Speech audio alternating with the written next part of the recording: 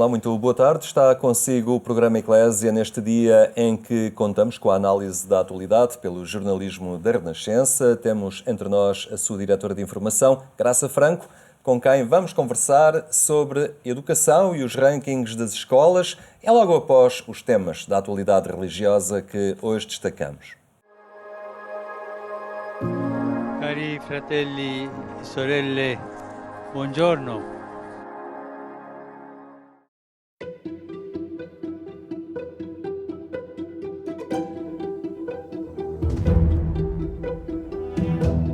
São Pedro e São Paulo, os pilares de uma igreja unida, sem desejos de poder nem riqueza. Foi assim que o Papa evocou os dois apóstolos na sua solenidade, pedindo aos católicos que sejam profetas, com atos concretos, mais do que com palavras. Non potenza, ma coerenza. Non parole, ma preghiera. Non proclami, ma servizio. Tu vuoi una chiesa profetica, incomincia a servire, stai zitto. Non teoria, ma testimonianza. Non abbiamo bisogno di essere ricchi, ma di amare i poveri. Non di guadagnare per noi, ma di spenderci per gli altri. Non del consenso del mondo, ma quello di stare bene con tutti. E da noi si dice stare bene con Dio o col diavolo, stare bene con tutti. No, questo non è profezia.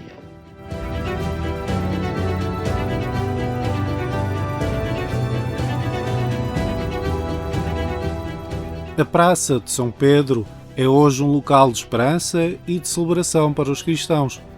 Mas no século I, o mesmo território foi palco da perseguição que se seguiu ao incêndio que devastou Roma no tempo do imperador Nero. Os primeiros mártires romanos são evocados anualmente a 30 de junho. Vorrei ricordare tanti martiri che sono stati decapitati, bruciati vivi e uccisi specialmente al tempo dell'imperatore Nerone, proprio su questa terra nella quale voi vi trovate ora. Questa è terra insanguinata dai nostri fratelli cristiani.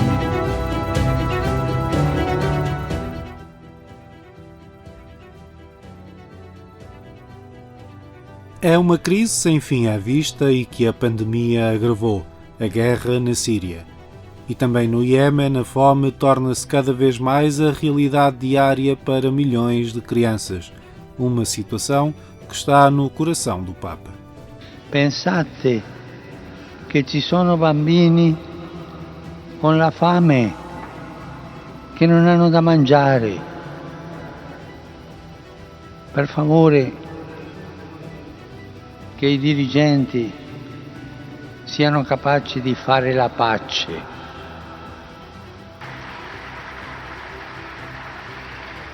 Invito a pregare anche per la popolazione dello Yemen, anche qui specialmente per i bambini che soffrono a causa della gravissima crisi umanitaria. E non dimenticatevi di pregare per me. Arrivederci. Voluntários por algumas horas, Presidente da República e Bispo do Porto distribuíram algumas das 500 refeições entregues por uma paróquia da cidade do Porto. O auxílio começou com a crise grave de 2009. Foi por essa altura que a paróquia de Nossa Senhora da Conceição, no Porto, se organizou num serviço de apoio alimentar que não acabaria mais. Se os pedidos de apoio tinham reduzido a partir de 2015, com a pandemia, tudo se alterou. Só que desde 12 de março até agora já servimos 38.834 refeições até o dia 21 de junho. Foi um aumento muito grande. Nós, entretanto, no dia 12 de março passámos para o serviço takeaway, porque no tempo anterior eles comiam sentados e eram servidos na mesa. Tivemos que nos adaptar ao takeaway pedir muitos mais voluntários, que felizmente até hoje têm aparecido, e as pessoas foram muito sensíveis quando isto se divulgou e também aumentaram muitas as ofertas, os donativos, o que está a permitir dar toda esta comida por dia, que ainda a semana passada eram sempre mais de 500 por dia. Todos os dias se repetem as imagens de filas que aguardam pela refeição que fará toda a diferença. É um trabalho assegurado pelos voluntários que colocam em funcionamento toda esta máquina solidária. É o caso da Alice e do Ronaldo, que nos falam do significado de ajudar estas pessoas. Caridade, solidariedade, amor, paixão pelos outros, ajuda, tudo isso. Se as pessoas não tivessem a vir aqui, onde é que elas iam? O que é que lhes acontecia?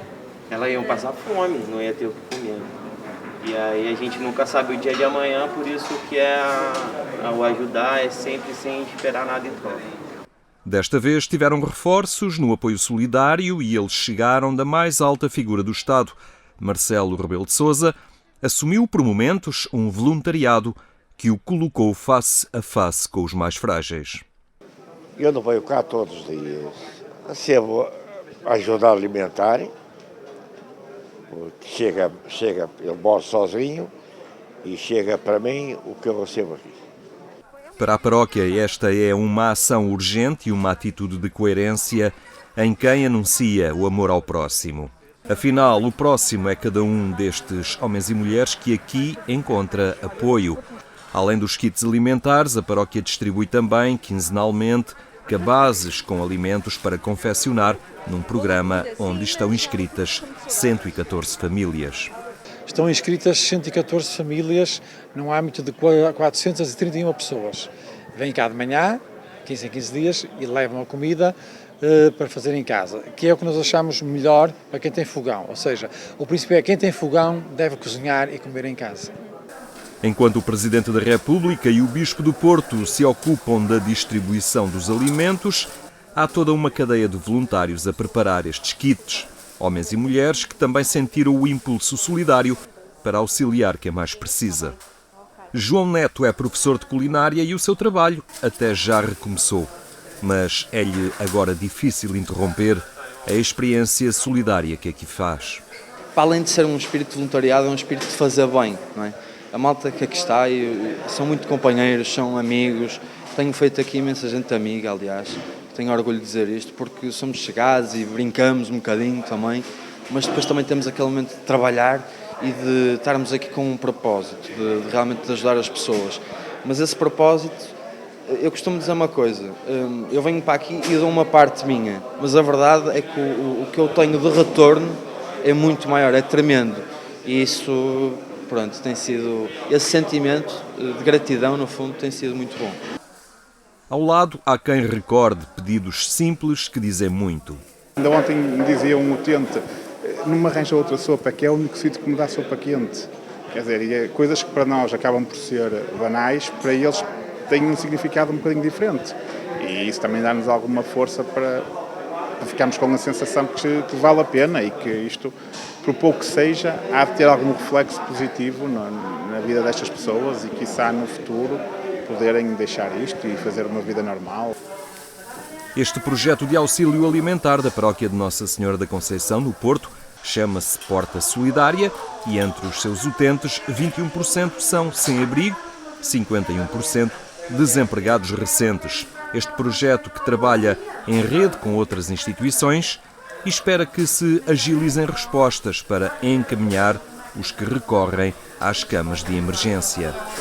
A resposta à jusante, que devia tirar as pessoas das camas de emergência em 70 horas, para depois passarem para essas respostas, ou de institucionalização, no caso essa psiquiátrica, ou de dependências de álcool ou de drogas, ou então encaminhar já para preparar para a autonomização, inclusive apartamentos e até reunirem índices de empregabilidade, só que a jusante das camas de emergência só está agora a começar a ser feito e é muito incipiente. Mas, repito, a primeira resposta, que são as camas de emergência, também não são suficientes, porque eles esperam meses por uma vaga, quando a Estratégia Nacional diz que só podem esperar 24 horas. Entretanto, Marcelo Rebelo de Sousa diz conhecer a realidade do voluntariado e vai sublinhando a necessidade dos portugueses assumirem o desafio cívico do cuidar do outro. Percebo bem o que isto é. Fui voluntário noutros tempos, ainda antes do 25 de Abril e depois do 25 de Abril. Eu ainda sou noutros domínios, não neste, mas compreendo perfeitamente a importância do voluntariado e do voluntariado militante em causas como esta. O exemplo desta paróquia é para Dom Manuel Linda um exemplo para todas as outras.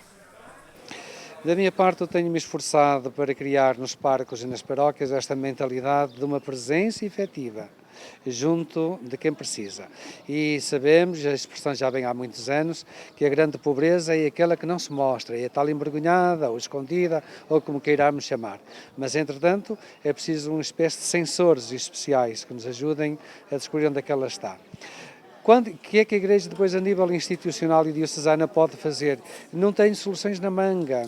Colaboraremos com as instituições, tentaremos, de facto, atacar particularmente a nível sem-abrigo, portanto, atacar essas problemáticas na base e tentando gerar nos possíveis empregadores esta consciência social de que eles agora têm de dar mostras dos seus critérios éticos. Deem trabalho, até porque a Europa vai ter como que para se reconstruir, mais ou menos como aconteceu a seguir à Segunda Guerra Mundial. Não são os edifícios, mas é toda a economia que é preciso reconstruir e precisa de mais mão de obra. A resposta solidária de uma paróquia que articula o seu auxílio com toda uma rede de instituições na cidade do Porto.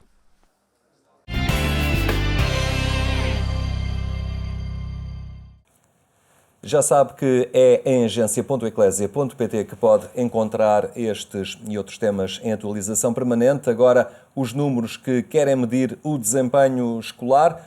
Já são conhecidos os rankings das escolas.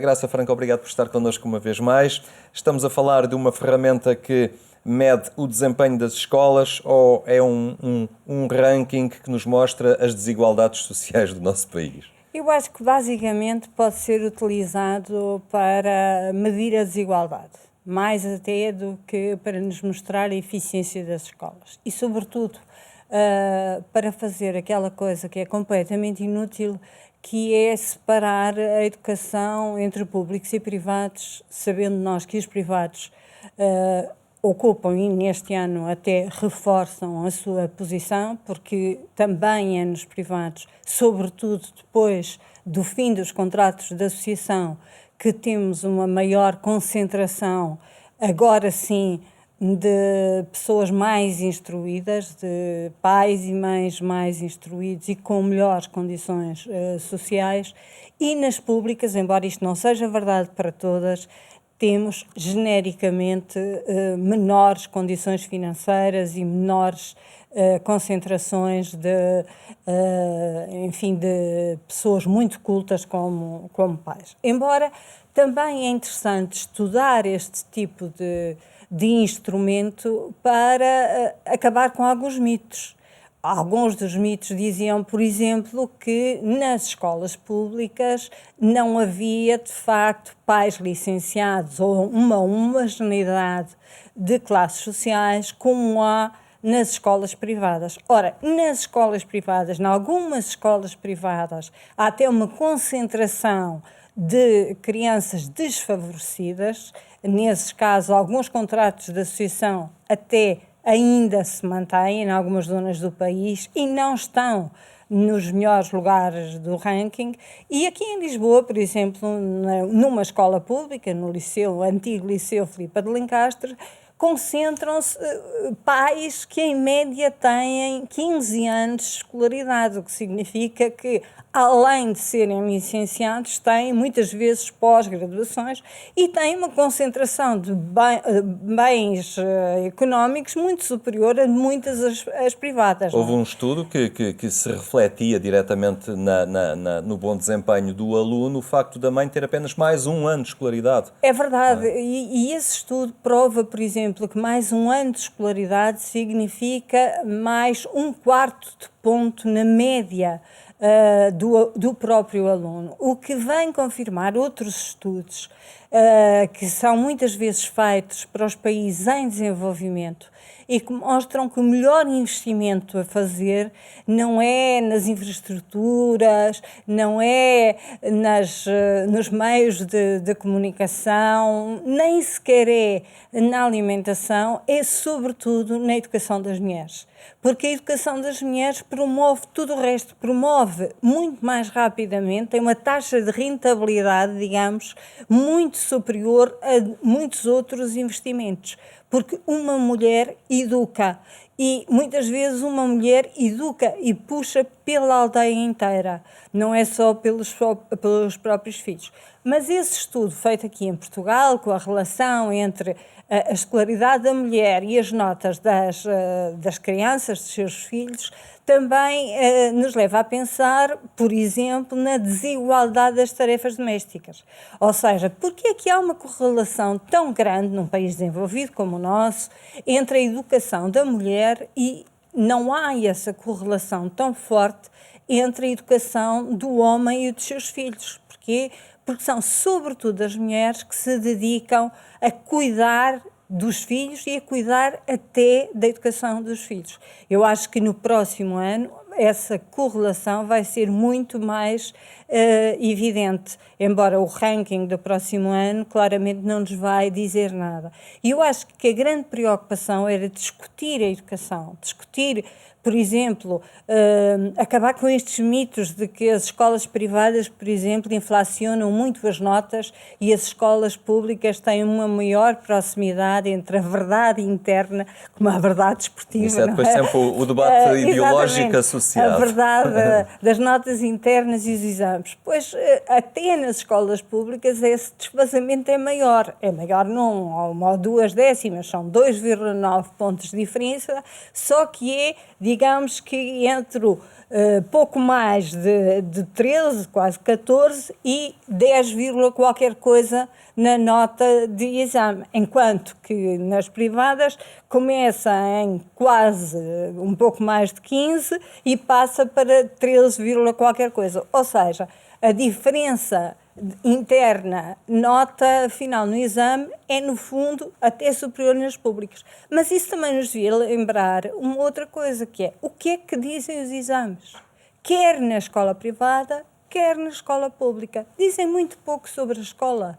Provavelmente, cada um destes meninos que tem uma nota interna muito superior à nota final do exame vale mesmo, sabe mesmo mais do que é avaliado pelo exame. E, portanto, há que rever também esta própria metodologia de avaliação. E há que reconhecer que algumas escolas utilizaram os rankings da forma mais perversa que existe, que é passar a treinar para os exames, para ter no ranking a melhor nota possível, para ser considerada, entre aspas, a melhor escola. E isso não significa ser a melhor escola, não é? É apenas um enviesamento de toda a observação que fazemos. Então estes rankings têm uma função mais negativa do que propriamente positiva? Eu não sou assim fortemente defensora dos rankings. Acho que são úteis para nos levar a pensar na educação. E isso é importante porque, por exemplo, nós estamos preocupadíssimos com o Covid. Preocupadíssimos. Mas esquecemos-nos, e preocupadíssimos com o emprego, isso também é essencial, preocupadíssimos com a habitação, que é essencial para nós termos todos os direitos, e esquecemos-nos da educação. E as pessoas que hoje têm 16 anos não voltam a ter, por mais que a gente lamente, 16 anos outra vez. E quem tem 6 e 7 anos não volta a ter 6 e 7 anos outra vez. E eu diria até que é nesta faixa da aprendizagem mais básica, 6, 7, 8, 9 anos, portanto, no primeiro ciclo do ensino básico, que está a chave de muito sucesso. Para já não falar da diferença que há entre os meninos que fazem um pré-escolar a sério e os meninos que fazem pré-escolar da ATL. Porque aí também já está provado que o sucesso se constrói desde muito pequenos. O Sr. Ministro tem-nos dito pouquíssimo, ou seja, tem-nos dito que para o ano as aulas começam na mesma data que costumam começar, o que já de si é gravíssimo, porque perdemos quase metade do ano este ano. Para recuperar é preciso bastante mais no próximo ano, mas também já nos veio dizer ontem, isso é preciso também dizê-lo, que se vai apostar em duas coisas essenciais: tutores para a recuperação e contratação de novos professores, que é importante para o rejuvenescimento da carreira e é importantíssimo para assegurar que há uma recuperação da aprendizagem. E começa a haver poucos professores disponíveis no mercado. Não há só poucos professores disponíveis no mercado, como aqueles que ainda estão no mercado já não são propriamente a faixa etária que melhor dominam o ensino à distância e as novas tecnologias.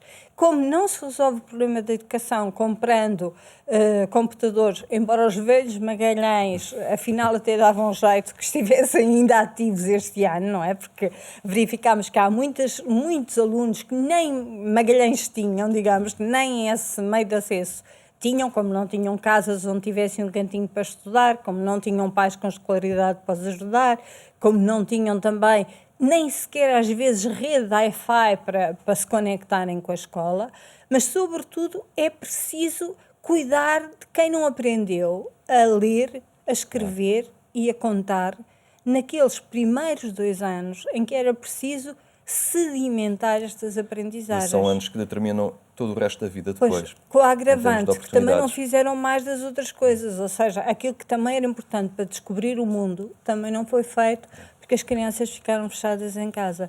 E esse debate, a título dos rankings ou a título de qualquer outra coisa, vale sempre a pena fazer.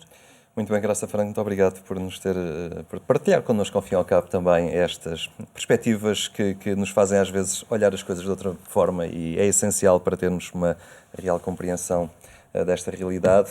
Obrigado pela sua presença aqui hoje entre nós. A terminar, eu recordo ainda que mais logo pode acompanhar também a edição rádio do programa Eclésia na Antena 1, quando forem 22h45. Tenha uma boa tarde. Até amanhã, se Deus quiser.